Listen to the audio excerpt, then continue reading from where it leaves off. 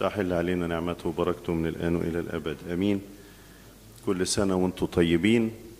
النهاردة بنحتفل برأس السنة، بداية جديدة.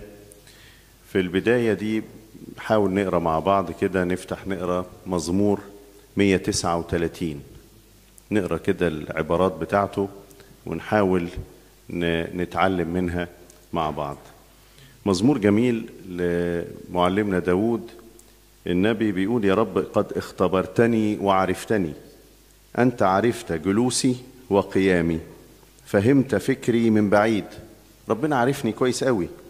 مسلكي ومربضي ذريت، يعني عرفت كل ذرة في كل طريق أنا بمشي فيه وكل مكان أنا بقف فيه، أنت يا رب عارفه كويس. كل طرقي عرفت، لأنه ليس كلمة في لساني إلا وأنت يا رب عرفتها كلها. من خلف ومن قدام حاصرتني وجعلت علي يدك. جميل جدا الواحد لما يشوف كده ايد ربنا ماسكاه من قدام عشان ما يقعش، ومن ورا عشان يفضل مفرود، وايده كده محطوطة عليه.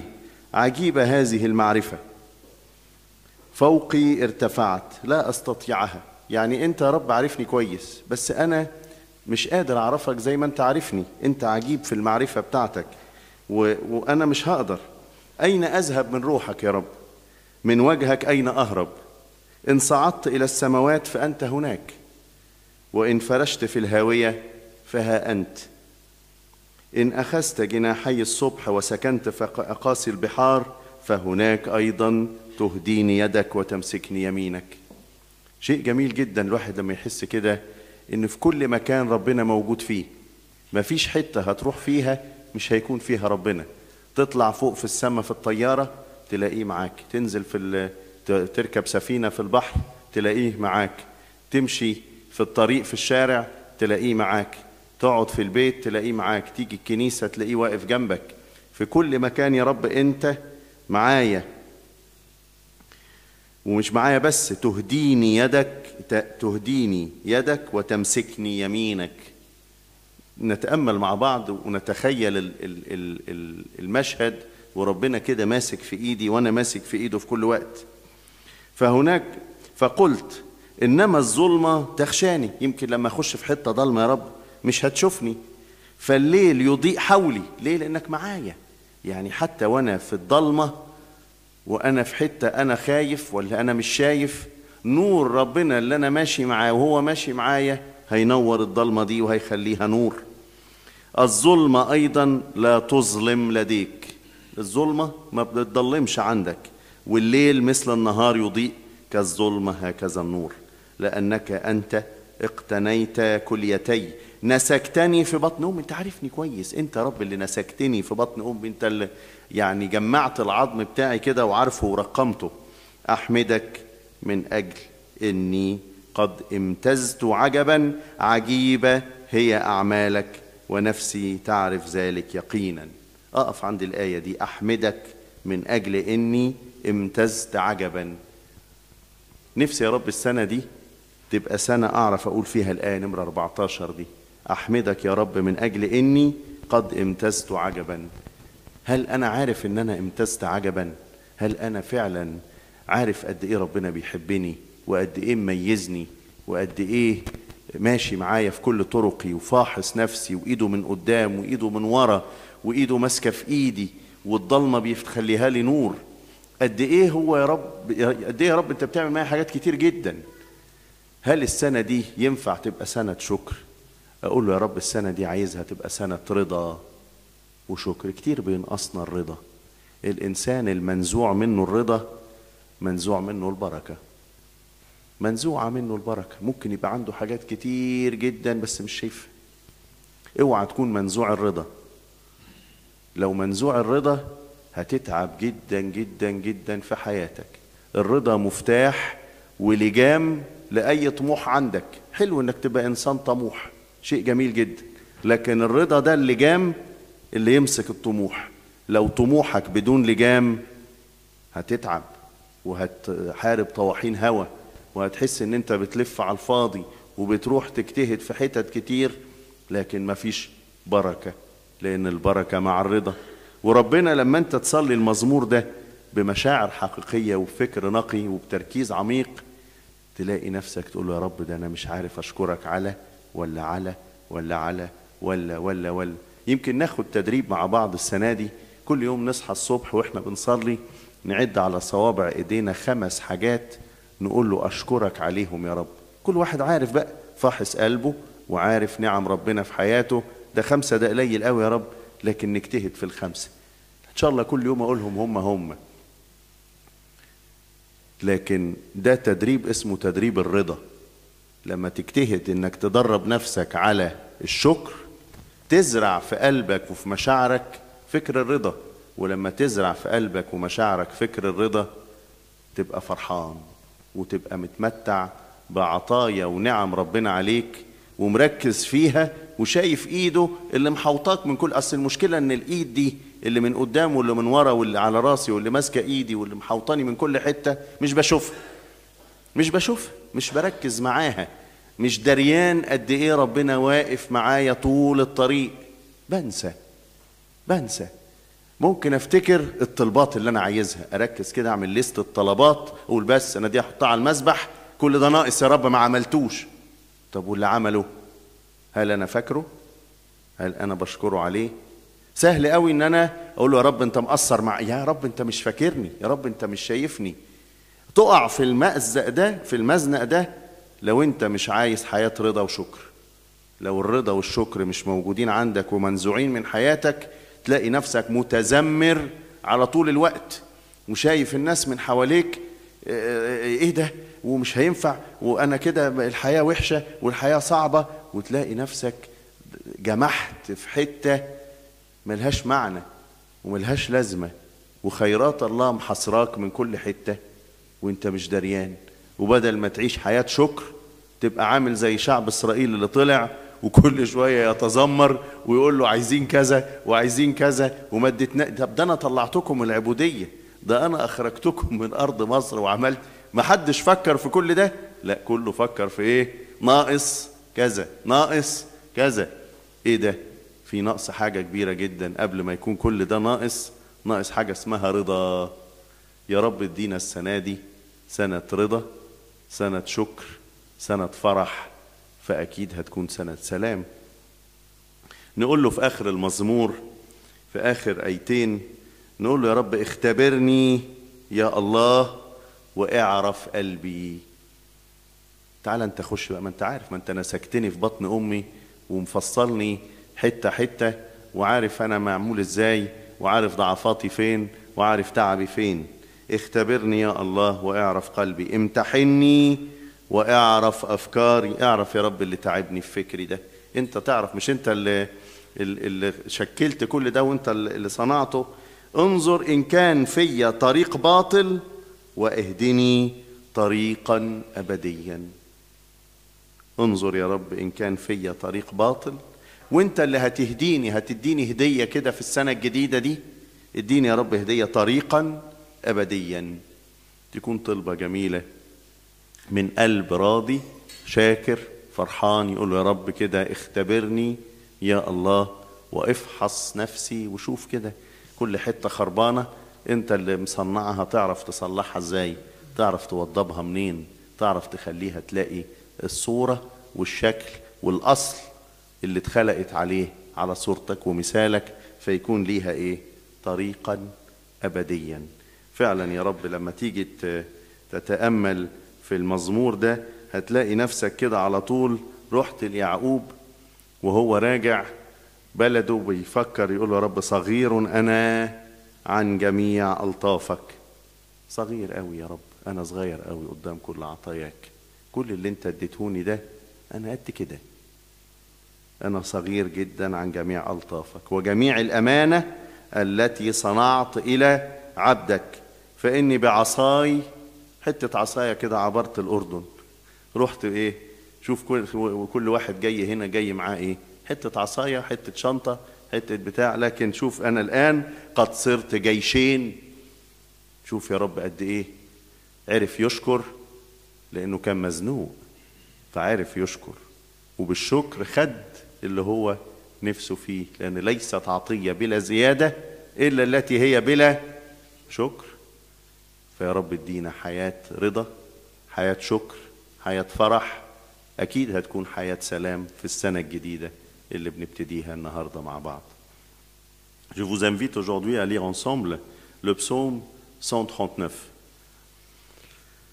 Dans ce psaume de David, il a bien admiré la présence du Seigneur dans sa vie.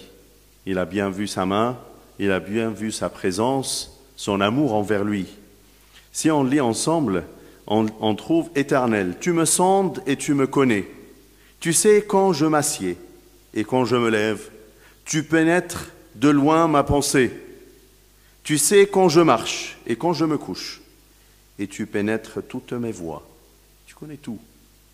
Car la parole n'est pas sur ma langue, que déjà, ô Éternel, tu la connais entièrement. Même les paroles de ma bouche, tu le connais même avant que je les prononce. Parce que je suis ta créature, tu me connais très bien, Seigneur. D'ailleurs, tu m'entoures par derrière et par devant, et tu mets ta main sur moi. Imaginons comme ça le Seigneur qui me tient par devant pour que je ne tombe pas, par derrière pour que je me tienne toujours debout, et aussi il me tient la main pour m'accompagner tout au long de ma vie. Comment c'est beau ta présence dans ma vie, Seigneur. Un père qui prend soin de son enfant. Une science aussi merveilleuse et au-dessus de ma pensée. Tout ce que je viens de dire, comment tu le fais, Seigneur, c'est une science qui est tellement merveilleuse, mais qui, j'arrive pas à savoir comment tu fais ça, Seigneur. Elle est trop élevée pour que je puisse la saisir. Toi, tu me connais très bien, tu sondes mon cœur, tu me connais tellement bien, mais moi, j'ai du mal à bien te voir et te connaître. Où irai-je loin de ton esprit et où fuirai-je loin de ta face? Si je monte aux cieux, tu es. Si je me couche au séjour des morts, t'y voilà. Si je prends les ailes de l'aurore et que j'aille habiter à l'extrémité de la mer, là aussi ta main me conduira et ta droite me saisira. Si je suis dans un avion, si je suis dans la mer, si je marche n'importe où, tu es là. C'est tellement beau de voir le Seigneur m'accompagner dans tous mes voies. Tu peux n'importe où lui parler. Il est là. Il est présent là où tu es. Tu n'es pas obligé de te mettre en mode prière pour le trouver. Mais tu peux dire comme David le psalmiste, je suis une prière et rester en mode prière toute ta vie pour être vraiment une prière parce qu'il est attentif à tes paroles et il est présent dans ta vie, dans toutes tes voies et là où tu es, même si tu es n'importe où, dans les cieux, dans la mer ou sur la route. Ce n'est pas uniquement qu'il est avec toi, mais sa main te conduit et sa droite te saisit pour que tu ne chancelles pas. Si je dis, au moins les ténèbres me couvriront, peut-être si je me cache dans les ténèbres, Seigneur, tu ne vas pas me trouver. La nuit devient lumière autour de moi, parce que tu es là.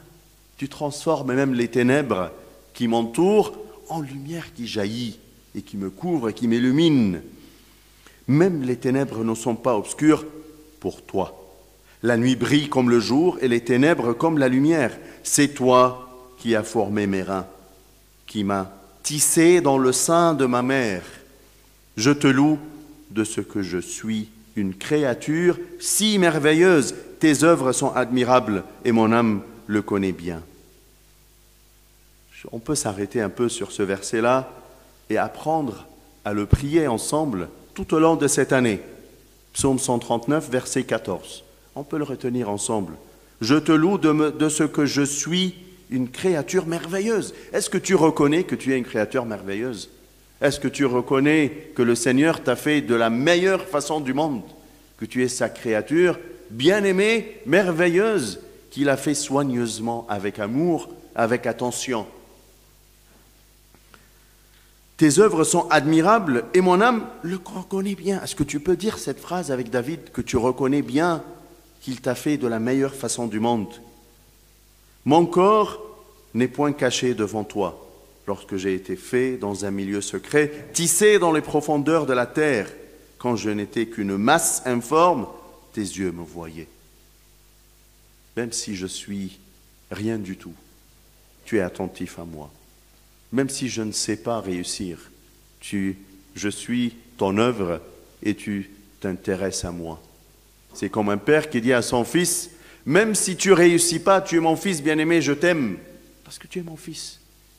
Même si tu ne sais pas, il ne te met même pas la barre haute, mais il veut juste que tu restes avec lui et qu'il reste auprès de toi. C'est vraiment magnifique de reconnaître toutes les œuvres et toutes les bontés que le Seigneur fait pour nous. Peut-on profiter de cette nouvelle année pour qu'elle soit une année de remerciement et de reconnaissance?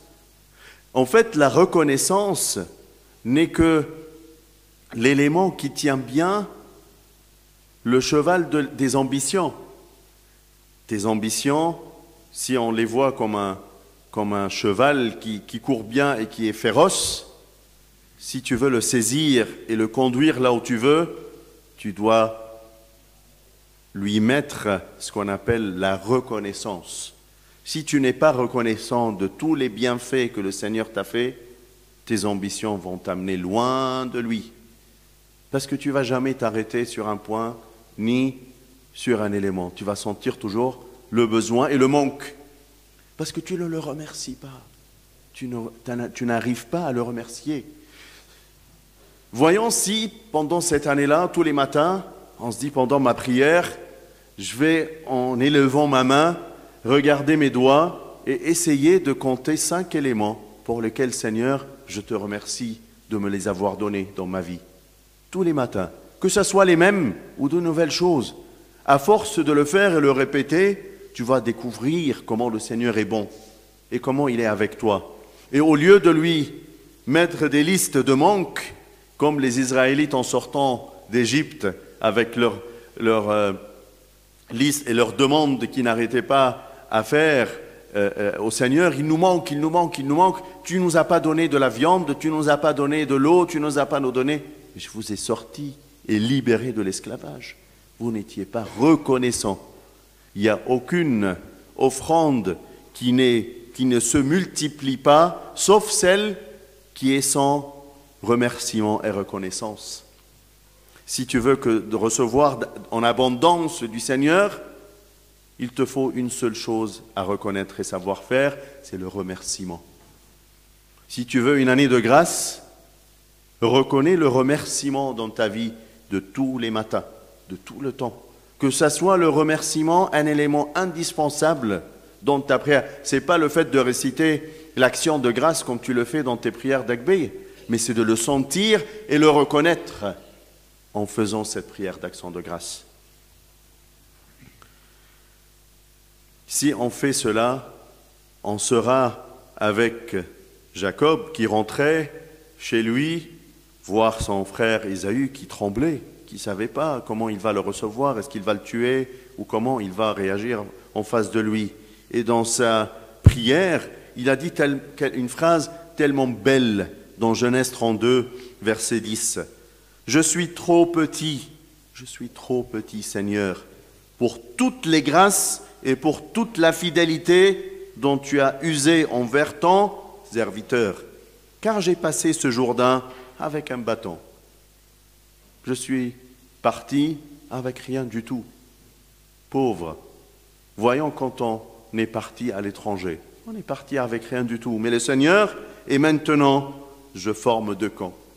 Je reconnais, Seigneur, toutes les grâces et tout ce que tu m'as donné. C'est facile de se retourner vers le Seigneur pour lui dire, Seigneur, il me manque et il me manque et il me manque.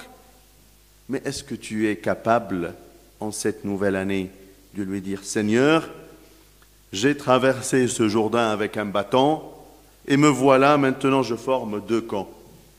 Et je reconnais toutes les grâces que tu m'as fait. Je termine avec les 2 versets du même psaume, le psaume 139, qui disent « Sonde-moi, ô Dieu, connais mon cœur, sonde-moi, rentre dans mes profondeurs, éprouve-moi et connais mes pensées.